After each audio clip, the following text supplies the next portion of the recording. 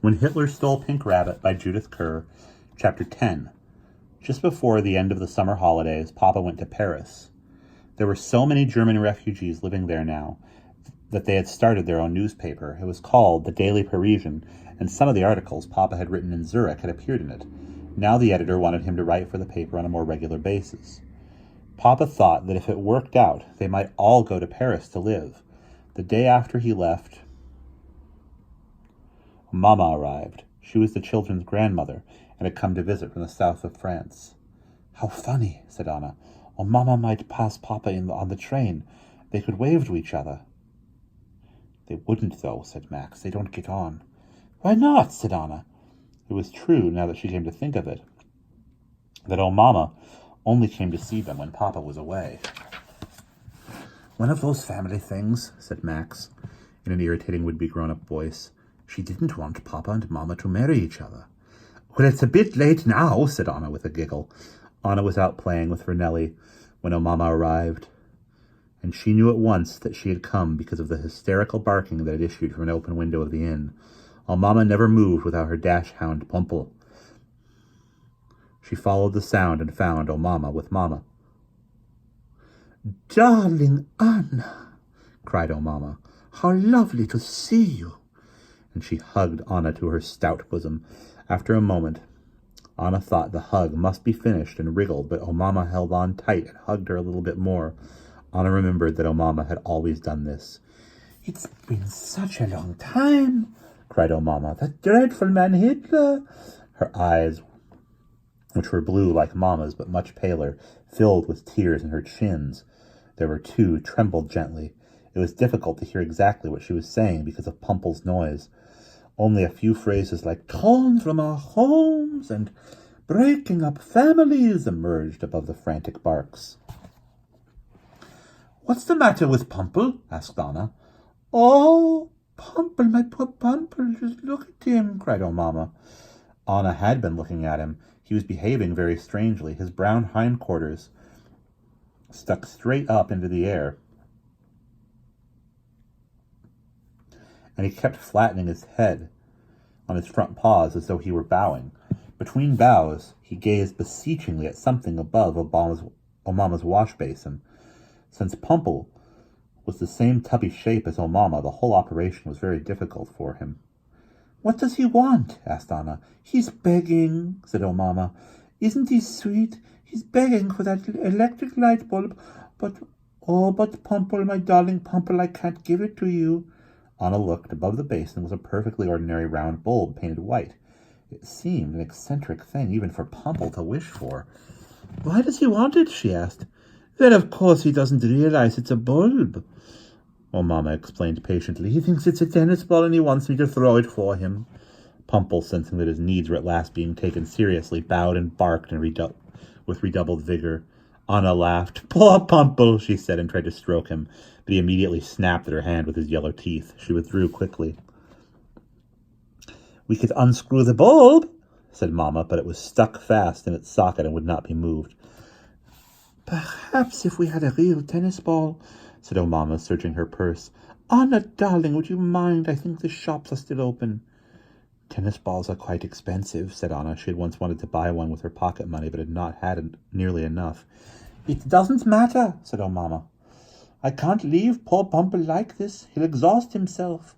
But when Anna returned, Pumpel had lost interest in the whole business. He was lying on the floor growling, and when Anna placed the ball gingerly between his paws, he gave it a look of utter loathing and sank his teeth straight into it. The tennis ball expired with a sigh. Pumpel got up, scratched the floor twice with his hind feet, and retired under the bed. "He really is a horrible dog," Anna said later to Max. "I don't know how Mama puts up with him." "I wish we had the money for a tennis ball," said Max. "We could use it at the fair." There was a fair coming to the village, an annual event which the local children were very excited about. Franz and Vernelli had been saving their pocket money for months. Somehow Anna and Max had only just heard about it, and as they had no savings, they did not see how they could go. Their combined assets would just about pay for one ride on the roundabout, and that, said Anna, would be worse than not going at all. She had thought briefly of asking Mama for some money. This was after her first day back at school, when no one had talked about anything except the fair and how much money they would have to spend. But Max reminded her that Mama was trying to economize. If they were going to live in Paris, they would need every penny for the move. Meanwhile, Pumple, though no one could call her lovable, made life a lot more interesting. He had no sense at all. Even O'Mama, who was used to his ways, was surprised. When she took him on a steamer, he made straight for the side and was only restrained with difficulty from throwing himself overboard. The next time she wanted to go to Zurich, she tried to take him on the train, but he refused to get on it. However, as soon as the train pulled out of the station, leaving O'Mama and Pumple on the platform, he tore himself free from his lead and pursued it, barking wildly, right down the line next to the village. He was brought back exhausted an hour later by a small boy and had to rest for the remainder of the day. "Do you think there's something wrong with his eyesight?" asked O'Mama. "Nonsense, Mother," said Mama, who felt she had more important worries. What with possibly moving to Paris and having no money. "Anyway, even if there is, you can't buy him spectacles." It was a shame because O'Mama, in spite of being silly about Pumple, was really very kind. She too was a refugee, but her husband was not famous like Papa. They had been able to move all their belongings out of Germany and now lived comfortably by the Mediterranean. Unlike Mama, she did not have to economize and often devised little treats which Mama would not normally have been able to afford. "I suppose we couldn't ask O'Mama to give us some money for the fair," said Anna one day after O'Mama had bought them all eclairs at the local cake shop. Max was horrified. "Anna, we couldn't," he said quite sharply. Anna had known, really, that they couldn't. Only it was so tempting. The fair was only about a week away. A few days before O'Mama was due to travel back to the south of France, Pumple disappeared.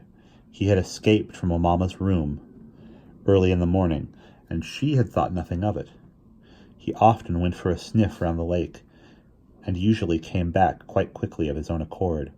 But by breakfast time he was still missing, and she began to ask people whether they had seen him.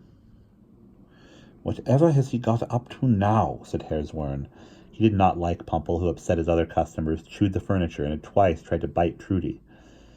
"Sometimes he seems to act just like a puppy," said O'Mama fondly, though Pumple was 9 years old. "It's more like his second childhood," said Herr Zwirn. The children searched for him half-heartedly, but it was nearly time to go to school, and they were sure that sooner or later he would turn up, probably accompanied by an angry victim, whom he had either bitten or worse, property he had destroyed. Vernelli came to call on Anna, and they set off for school. Anna promptly forgot all about him. When they returned at lunchtime, they were met by Trudy with an air of great importance. "They found your grandmother's dog," she said. "He's drowned." "Nonsense," said Vernelli. "You're making it up." "I'm not making it up," said Trudy, outraged. "It's true. Pa found him in the lake, and I've seen him for myself, and he's quite dead. The only reason I knew he was dead was because he didn't try to bite me." Mama confirmed Trudy's story.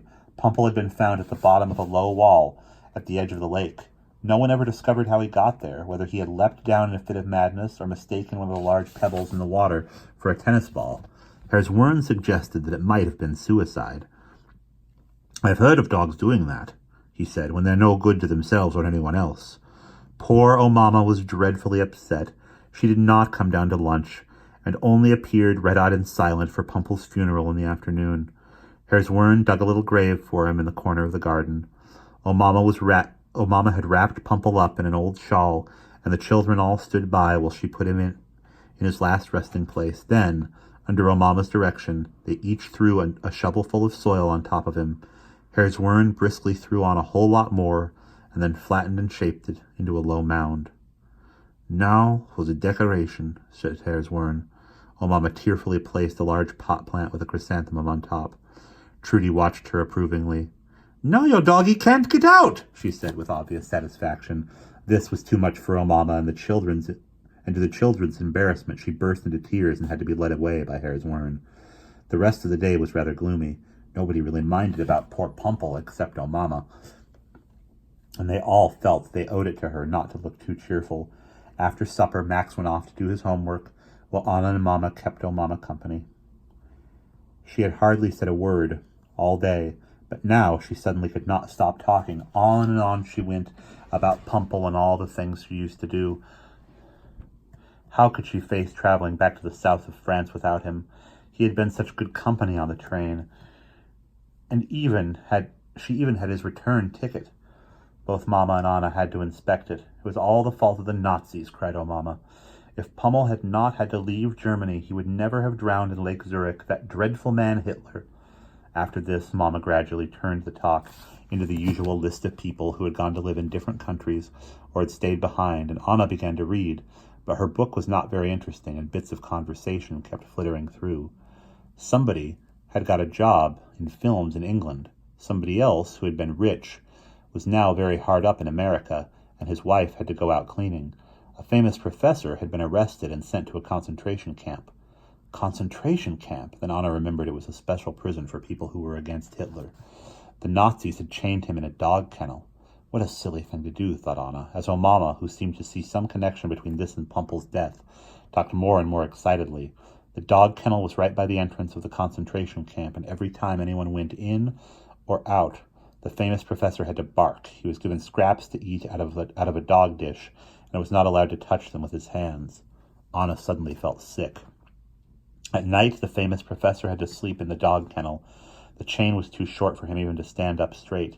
After 2 months, thought Anna, the famous professor had gone mad. He was still chained to the dog kennel and having to bark, but he no longer knew what he was doing. A black wall seemed suddenly to have risen up in front of Anna's eyes. She could not breathe. She clutched her book in front of her, pretending to read. She wanted not to have heard what O Mamma had said, to be rid of it, to be sick.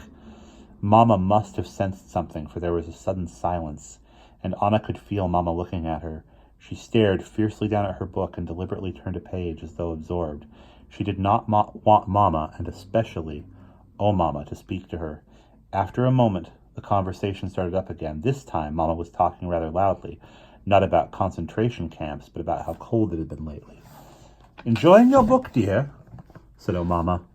"Yes, thank you," said Anna, and managed to make her voice sound quite normal. As soon as possible, she got up and went to bed. She wanted to tell Max what she had heard, but could not bring herself to talk about it. It was better not even to think about it. In future, she would try not to think about Germany at all. The next morning, O Mamma packed her bags. She had no heart to stay the last few days, now that Pumpel was gone. But there was one good thing that came of her visit. Just before she left, she handed Anna and Max an envelope. She had written on it, "A present from Pumpel," and when they opened it, they found it contained a little over 11 Swiss francs. "I want you to use this money in any way that gives you pleasure," said O Mamma. "What is it?" asked Max, overcome by her generosity. "It's Pumpel's return ticket to the south of France," said O Mamma with tears in her eyes. "It got refunded." So Anna and Max had enough money after all to go to the fair. And that's the end of chapter 10.